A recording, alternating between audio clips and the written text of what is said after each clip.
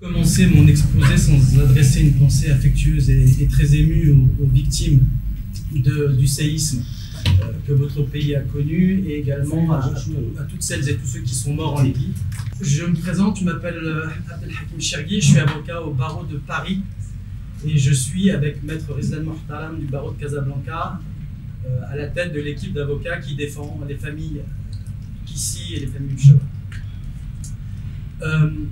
J'ai la particularité d'être assez sensibilisé aux dossiers internationaux et aux questions et aux problématiques relatives aux droits de l'homme et au droit pénal international. À ce titre, je suis agréé à la Cour pénale internationale, donc j'ai quelques expertises sur le sujet. Alors, on a tenu à organiser cette conférence de presse pour plusieurs raisons. L'une de ces raisons, c'était de vous expliquer, au milieu du tumulte que cette affaire a généré, avec son lot de fake news, son lot d'incohérences et son lot, vous l'avez tous constaté, d'émotions, de passions et parfois de préjugés racistes, il était important pour les familles, une fois passé le temps des premières semaines, de venir exposer ce qui se passe. Vous l'avez constaté, on a un crime qui s'est déroulé dans les eaux territoriales algériennes. Nous avons déposé plainte à Paris pour délocaliser l'affaire, ce qui a entraîné 2 heures après, et après 5 jours de mutisme, la production d'un communiqué de presse du ministère de la Défense algérien qui a inventé, brodé une histoire de refus d'obtempérer. Notez le cynisme de la position du ministère de la Défense, puisque 2 mois auparavant, le même gouvernement osait pour la première fois s'immiscer dans les affaires intérieures françaises pour dire qu'on ne devait pas tuer quelqu'un après un refus d'obtempérer. Rappelez-vous l'affaire qui a donné lieu aux émeutes du mois de juillet. Aujourd'hui, ils ont fait fi de tout ça et ils se sont lancés dans cette pseudo-excuse de refus d'obtempérer dont j'aurai un mot à dire plus tard. Qu'est-ce que recherchent aujourd'hui les familles? Les familles recherchent 2 choses. D'abord la vérité, et après la justice. Et c'est important de dire que nous, on n'inscrit pas cette affaire dans le contexte de tensions diplomatiques entre les 2 pays. C'est évidemment lié, c'est corrélé, mais nous ne disons pas que c'est causé par cela. Et la quête des familles, ce n'est pas de résoudre un conflit entre États, entre le Royaume du Maroc et la République algérienne. Ce que les familles recherchent aujourd'hui, et c'est tout à fait légitime de leur part, c'est d'abord une quête de vérité. La vérité a commencé à poindre dans ce dossier, notamment avec le communiqué du ministère de la Défense algérien. Mais cette vérité-là n'est pas suffisante. Et dans un second temps, viendra le temps de la justice. Alors, voilà quelle est la stratégie. La stratégie est d'abord d'amener les États à se positionner sur des faits.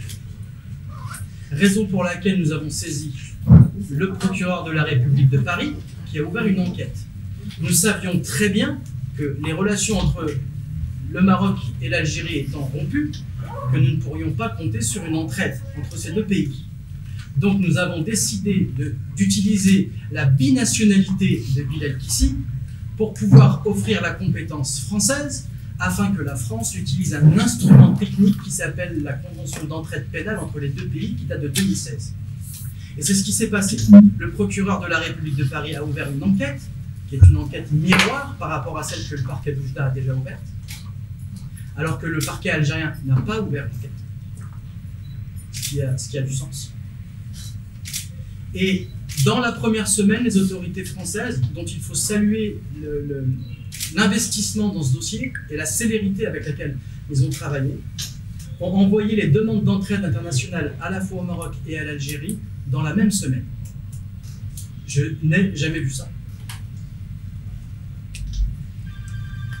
Maintenant, évidemment, la question de la vérité se pose. La question de la vérité se pose, pourquoi? Parce que on n'a pas forcément des versions contradictoires. On a une version qui est incohérente, celle de la République algérienne, du ministère de la Défense. Pourquoi? Parce qu'en se défendant, il s'accuse. Parce que en droit international, et particulièrement quand on se réfère au texte onusien, et notamment un certain protocole qui est à destination des responsables de l'exécution des lois, c'est comme ça qu'il s'appelle. Vous avez des règles à respecter. Allez comme ça. Vous ne pouvez pas tirer sur quelqu'un lorsque vous êtes, vous, un policier ou un fonctionnaire de police ou un militaire, sans qu'il y ait un rapport de stricte proportionnalité. L'usage de la force létale n'est possible, n'est permis en droit international comme en droit algérien, uniquement si vous êtes en danger, et en danger de mort. Or, je rappelle que dans cette affaire, nous avons affaire à des jeunes gens qui sont en short, qui sont en vacances sur des jet skis. Et que nous dit le communiqué? Ils auraient soi-disant adopté une attitude dangereuse quand, après qu'ils aient refusé d'obtempérer, autrement dit, quand ils prenaient la fuite. Donc s'ils eût été dangereux, ils l'auraient été pour eux, et non pas pour les militaires qui ont tiré.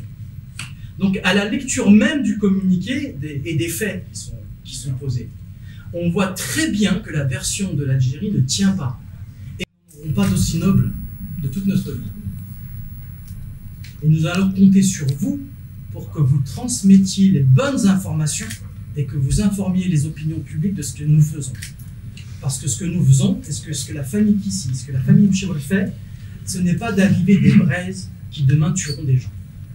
Ce que nous faisons là, c'est que nous réinjectons de la civilisation dans un cadre où ce qui nous a frappé, c'était la barbarie. C'est la barbarie qui a tué ces gens, c'est la civilisation et le droit qui va leur rendre justice. Et pour ça, on ne peut pas travailler dans l'ombre, on ne peut pas travailler sans vous les journalistes. Et nous savons que vous êtes aussi au cœur de certains tourbillons, mais nous vous demandons de résister, de ne pas relayer les préjugés et les commentaires ou les fake news totalement absurdes, ineptes, qui ont été transmises par les racistes de tous bords, des deux côtés de la frontière. Dans ce cadre-là, je vous ai dit que nous lâcherons rien. Et ce n'est pas parce que certains systèmes judiciaires ne participeront pas ou se tairont que nous n'allons rien faire. Nous avons déjà saisi, c'est une exclusivité que je vous offre, nous avons saisi l'ONU, et particulièrement une autorité au sein de l'ONU, qui est une autorité indépendante, et qui s'appelle le rapporteur spécial pour les exécutions extrajudiciaires, sommaires et arbitraires. Le rapporteur spécial pour les exécutions extrajudiciaires, sommaires et arbitraires. Nous l'avons saisi il y a quelques jours d'une demande d'enquête internationale dirigée par l'ONU. Avec cette indication que pour la première fois, l'Algérie a accepté, il y a encore quelques jours, une enquête d'un rapporteur spécial de l'ONU, celui qui est spécialisé sur le droit de réunion. Il est actuellement en Algérie, il vient d'en partir, il a fait une enquête. Donc la coopération des autorités judiciaires avec les rapporteurs spéciaux de l'ONU, apparemment ça fonctionne. Donc nous l'avons saisi très officiellement la semaine dernière d'une demande d'enquête. Et il a le pouvoir de venir en Algérie, de consulter les administrations, de venir au Maroc et de faire une enquête. Parce que nous voulons que la vérité soit établie par la voie officielle le plus rapidement possible. Il est extrêmement important pour le processus de deuil des familles qu'une autorité statue en disant il y a eu un crime, donc il y a eu un criminel et il y a eu des victimes. Ce processus-là, c'est le processus qui est au cœur de ce volcan qu'est la justice. Dire le droit, c'est dire qu'il y a eu une violation et donc qu'il y a eu des victimes et des criminels. Donc nous avons saisi ce rapporteur parce que son temps de travail est beaucoup plus court et il est beaucoup moins entravé que les juges nationaux. Nous aurons à saisir l'ONU peut-être prochainement pour d'autres mesures. Nous allons utiliser tous les canaux du droit international. Je continue sur le cas plus particulier de Bilal Kissi. On a vu malheureusement des vidéos de son macabé, de son corps, circuler sur les réseaux sociaux. C'est quelque chose d'extrêmement grave. C'est une atteinte à la dignité de la personne humaine. La famille ici a déposé une plainte qui aboutira le 5 octobre à Oujda à un procès contre les principaux diffuseurs de cette vidéo. Donc la justice rendra son verdict sur cette question-là. Mais je vous demande de transmettre au plus grand nombre de ne pas diffuser cette vidéo, la vidéo de Bilal. Pourquoi? Il a une famille, il a des enfants.